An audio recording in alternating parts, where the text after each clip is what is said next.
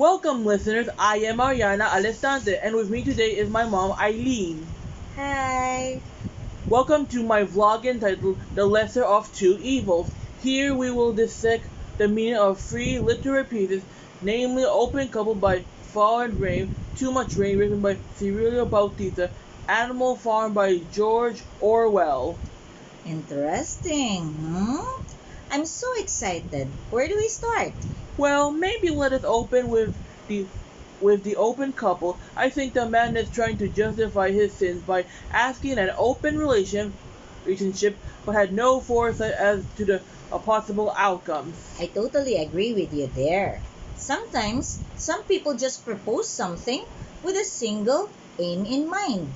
No further planning or thoughtful considerations or consequences.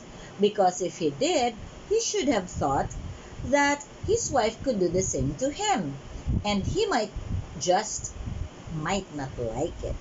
That's true, Mom. Just like some people who claim they, usually men, have the right to pursue other women aside from their spouses. But if the wives do the same to their husbands, they forbid it, saying it is against God's laws. There is a double standard going on. Don't you think so? Yes, Ari. No true equality happening here. Only one-sided, usually patriarchal, meaning in favor of men. Sometimes they use this trick in politics as well, like people in the government can own more and expensive cars than poor people. They say they need this to serve the people, but actually they don't. What a sad plight. Truly, just like Too Much Rain and the Animal Farm, which was complaining about the Philippine government, let us incite the former as specifically pertaining to, to the regime of President Ferdinand Marcos Sr., popularly known as FM. More than 11,000 are supposed to claim damages from the human rights violation under this law, not to mention innumerable families displaced during the martial law or the disappearance of journalists or newsmen who divulged the misdeeds of his governance. Yes, he did this using a provision in the 1935 Constitution. Marcos placed the entire archipelago under the martial law, pretending this was a communist threat, which practically allowed him to stay in power indefinitely. Throughout this period, FM acquired and exercised broad emergency powers, including malversation of public funds. Did I hear it correctly? Graft and corruption was happening then? Of course, Ari.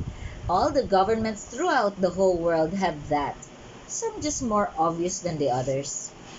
Oh, I heard our country was basically agrarian then. That is why he made the agrarian reform law that was supposed to give the workers in the land a share or part of it so that they can improve economically. This was to cover the large parcel of land planted with rice and corn. Yes, Ari. This did not succeed because the big landowners found lots of loopholes that they're planting coconuts and not to include it which are not included in the provisions. This ultimately made the rich richer and the poor poorer because small landowners had to borrow money from the usurers to be able to buy fertilizers, pesticides. The government tried to lend them but used the land titles as collaterals. And when a storm comes and destroys all their crops, they cannot pay the banks, but their land is taken away from them. What a sad plight. True. Plus now, they have no more work to return to because the big landlords have hired new workers. What will happen to their family, Mom? Some go to the large cities like Manila and try to find work.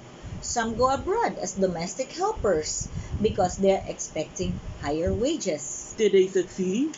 Oh, some do, but prior to succeeding, they're forced to loan or do manual labor to serve as placement fees that go to the pockets of the government officials as well.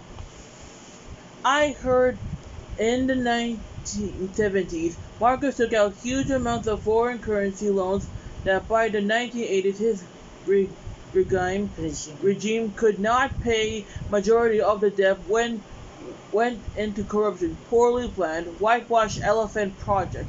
The COA also reported the irregular and illegal diversion of 35 million pesos to the confidential fund of the ESS Council headed by Imelda Marcos. Yeah, that Philippines was total external debt ballooned from $1 billion in 1966 to over $26 billion by the time Ferdinand Marcos Sr. was ousted in 1986. Can you imagine that? Yet majority of the people are still living below poverty line. Inflation had gone so high, making the food and other basic commodities like gasoline, etc., so expensive, yet unemployment ballooned. And so the Philippine people couldn't take it anymore.